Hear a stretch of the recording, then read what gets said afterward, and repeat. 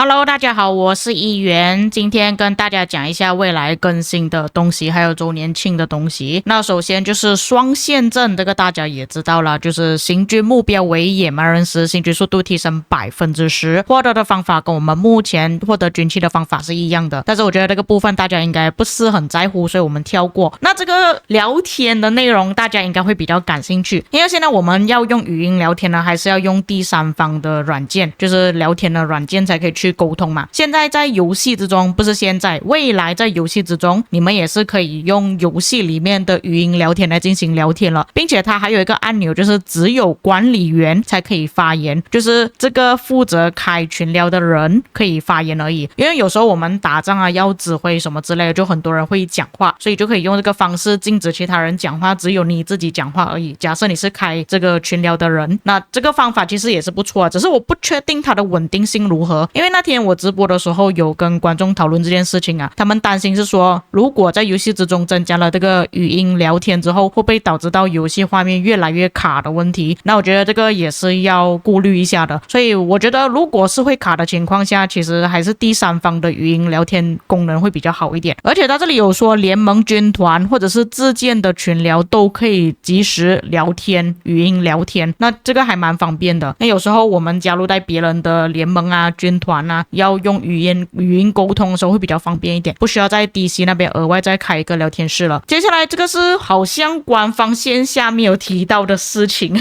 新水晶科技消耗减少，不过在公告里面有提到啦，水晶研究院升级所需要的水晶量下调了然后还有就是我们那个部队要用宝石去返回那个，从原本的200变成80。不知道各位还记不记得在之前我的影片之中有跟大家讲过，上个赛季你们留下来的水晶储备箱，如果你拿去提升了水晶研究院跟水晶工厂之后，其实没有剩下多少的水晶了，所以他们现在降低了之后，反而玩家会有更加多的水晶去提升自己的研究，我觉得这个是好事情来的。但问题是我们获得的水晶数量其实也是比起以前更少了，这个才是重点啦。 OK， 接下来水晶科技的改动，这个在公告里面有提到的，对敌方应对兵种单位伤害提升，部分科技之间前后关系也是会有调整，昔日荣光的效果强化。 OK， 这边我们先看一下图片，受到步兵单位的伤害降低，对步兵单位造成的伤害提升，这个你们可以用在自己的部队，就比方说你用在自己的骑兵上面的话，你的骑兵就不会受到这么多的步兵伤害了。但是对于工兵的话，它可以对步兵造成的伤害提升，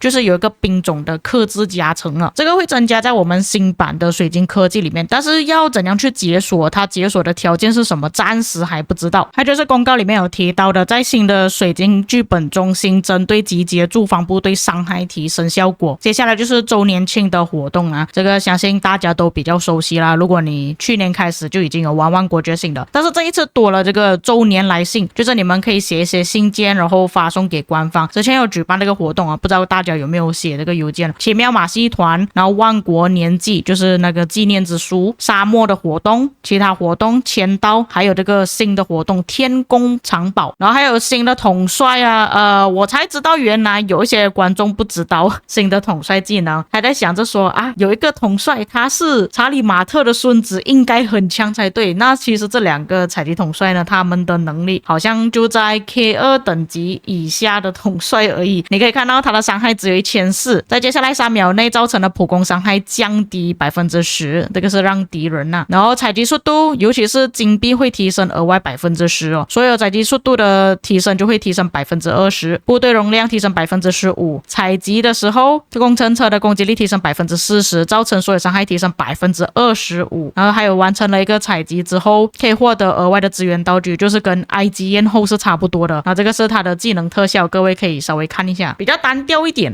接下来就是查理马特的儿子，第4个儿子他的装扮真的看起来有一点像查理马特，有一点像，但是更像就是那个 T2 的步兵的样子，有一点像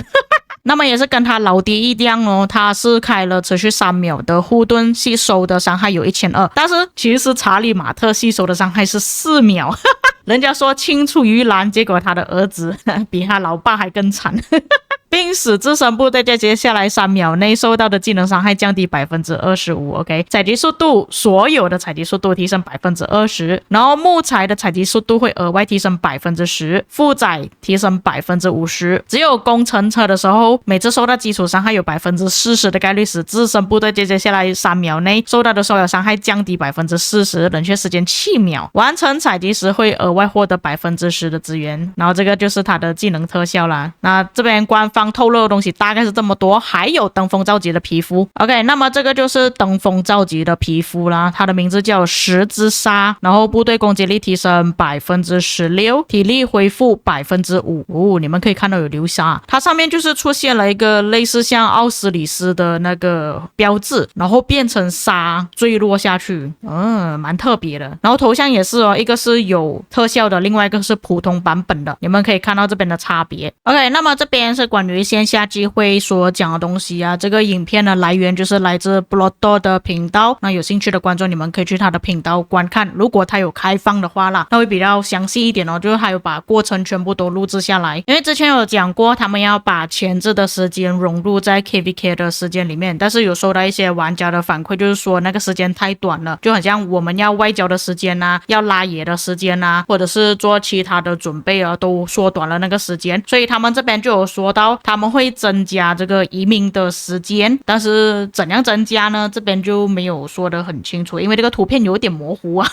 我也是看到不是很清楚，他这边写的时间，这个是6到4天吗？0到4天吧。哎，好难看了。然后这边又有稍微点挡着了，所以又看到不是很清楚这边写什么东西，尤其是下面那一句话，每次完成 KVK 之后的 recovery 时间会增加，因为现在我们 KVK 开始下一次 KVK 的时间太快了，玩家根本没有办法去休息，没有办法去储存更加多的资源加速。再来这个就是减少刷怪，他这边所说的刷怪是指什么我就不确定啦，有可能是讲野蛮人之类的，打城寨之类的，然后更加的专注于提升游戏的质量。OK， 再来就是一些农夫或者是捣蛋的玩家呢，一直以来都有不少玩家投诉这件事情啦，就讲能不能增加一个技能啊，然后直接把他们丢出去自己的王国啊。那当然策划他们是拒绝了这个请求啦，因为不可能的，你把一个玩家丢去别的王国，你只会祸害其他的王国，而且你也没有想到那个玩家的权益，游戏权益。所以他们这边设计了一个新的技能，他这边说国王可以开一个技能，然后这个技能呢他挡着了，看不到，是禁止他进入失落之地的。所以你们可以让那些捣蛋的玩家继续留在王国里面，然后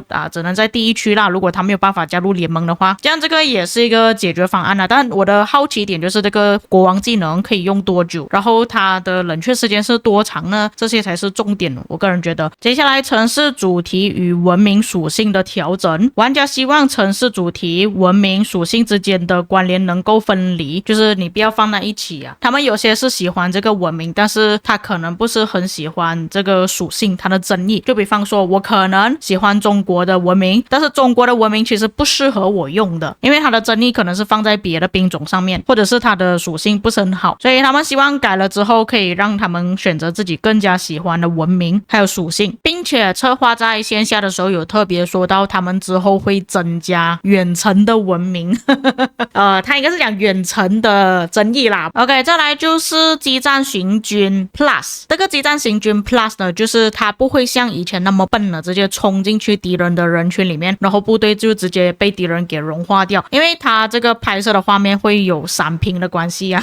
所以我怕大家看到会晕，所以我这边就解释给大家看，就有一点类似像我们打 KVK 这样子，它就会保持在这一条线，你们可以看到这边是蓝色部队，这边是红色部队，它就会保持在这边，你的部队会保持在这边，就不会直接冲进去里面了。但是用了这个方法之后，如果你是移动设备的玩家，手机平板的玩家都可以更容易的去操控这个游戏了。并且这个激战行军呢，它还会去锁定那些并没有正在攻击的敌人，就比方说你要进入战斗状态，那个激战行军才会去攻击敌人嘛。但是现在就算那个敌人不是在攻击状态下，你的部队也会去攻击他了，并且你的部队如果是血量不健康的情况下，你的部队就会走回去自己的城市里面换血。当然他回去城市之后，你还是要自己手动点击你的部队出来啦，并不是说他会自动帮你去战斗啊，你还是要派出你的部队，然后再重新点击激战行军。接下来这个就是关于到个人的东西啊，就是赛季荣誉赞赏功能。那他这边好像有显示什么东西啊，因为他拍摄画面真的太模糊，所以我自己也是看不是很清楚。但是我在讨论区看到有人分享了这个图片，那他这个东西其实叫赞赏值，你们可以看到这边最高你拿到的赞赏值有多少，然后你现在总共的赞赏值有多少，要怎样获得呢？是从这边获得的，就是我们不只有这个击杀而已，还有这个东西。那这个东西是怎样去计算的呢？然后我们可以看到这边，如果你的赞赏值更多的话，你就可以拿到这些奖励，就有包括转换石，包括洗炼石，一些钥匙奖励。那如果你的赞赏值越多的话，就可以拿到更多的奖励，还有包括军器的箱子，这边也有一个，而且这里还有金头可以拿。它这边的要求就有包括120万、420万，还有280万的分数，但是这边还要解锁14个辅助技能才可以，这边不需要解锁辅助技能。但是报告方面呢，他们又会再次优化啦。接下来就是讲到新的埃及，也不能说是新版吧，就是他们会在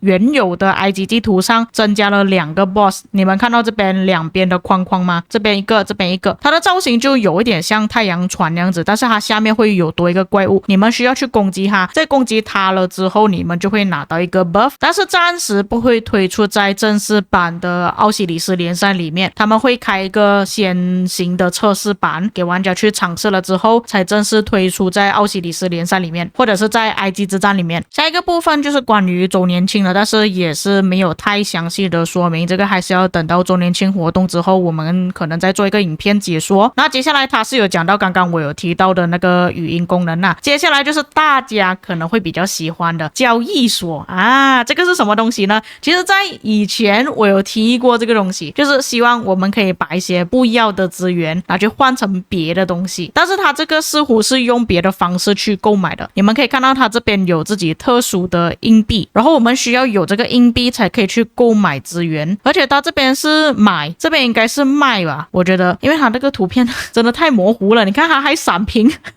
应该可以把我们不要的资源卖出去，然后换取了一些钱之后，再来这边买自己想要的资源。哇，如果这个推出的话，我觉得大家会很满意的。但是当然也要看它的汇率是多少，如果它的汇率是要我们给5倍的价格去购买的话，我觉得那玩家应该会很生气吧。看它的汇率如何，我们再评价。接下来这个就是登峰造极的商店啊，这个在之前也是跟大家讲过很多遍了，就是在万龙觉醒里面也是类似出过这样子的东西啊。那你们可以看到这个是购买皮肤，然后这个是购买特效，那接下来就可以看到可以买一些资源啊，可能还有一些金头啊，听官方发布出来的贴文说有金头在里面啊，这个我们在观望。好像我们提升了多少战力之后，它就会慢慢给我们一些奖励，比较小的奖励，然后我们提升到500万的战力的时候就会拿到一个印记。接下来就是讲新的剧本啊，还有新的统帅，因为策划有讲他们在去年创造了一个新的剧本，不列颠之王有很多玩家都很喜欢，所以他们这一次做了特洛伊之歌啊，就是之前我们有提到过的木马记，可以看到他推一个假的木马，然后开始打起来了，但是这个闪屏避免不了啦，而且有点卡卡的，大概是这样子啦。 OK， 那么你们可以看到画面上呢，其实已经显示了2位统帅的样貌而且我觉得就算大家不知道这件事情，你只要去上网搜索就知道是哪一些统帅了。而且我要讲一件事情了，就真的如我所猜测的一样啊，这个统帅的样貌呢，基本上像我上次就已经差不多完美的画出来了，你们有发现到吗？这里先给你们看一下他们的剪影，是不是跟我之前推测的差不多我只能说我太厉害了，真的就是如我所猜测的，他不是罗马就是希腊的。那确实这位统帅就是来自希腊的，而且我在影片中也有跟大家讲，你们有没有发现到下面还有一个护盾，就是你可以看到是一个统帅在跟另外一个统帅在战斗啊，就可以看到他那个样子是长什么样子的，所以基本上不用猜了，就已经知道是哪位统帅了。那如果是说这个有牛角的话，大概率就是他了，阿伽门农。他是希腊迈锡尼国王，希腊诸王之王。据说这位统帅他好像是传说的统帅还是什么嘛？你们可以看他的外貌啦，那是真的有一个牛角的，也是拿着护盾的。不过他确实是拿着长矛的那个武器啊，跟我画的有点类似。然后另外一位统帅的话，应该就是他了，阿葛琉斯，那也是拿着护盾的。同样的，这位统帅也是来自希腊的古希腊神话文学中的英雄人物，所以他这个属于是神来的吗？希腊第一勇士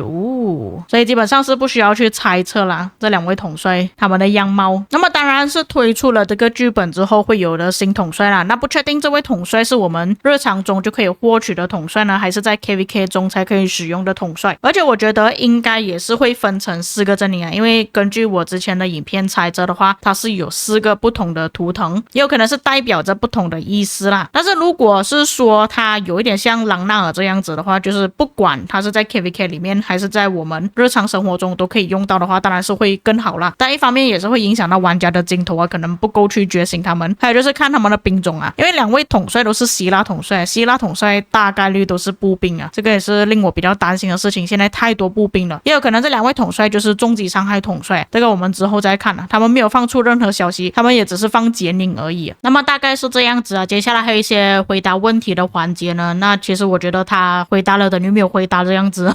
所以我就跳过这个部分了。那以上就是他们未来的更新啦，还有一些想法啊，新的地图啊，新的统帅之类等等的，登峰造极皮肤设计之类的。那这各位在看了影片之后有什么想法呢？未来的更新怎么样呢？哪一个部分是你最满意的呢？如果有一些地方翻译错误，或者是如果你有去线下聚会有提到一些什么东西的话，你们可以在评论区帮我补充。以上就是本期内容，我们下个影片再见。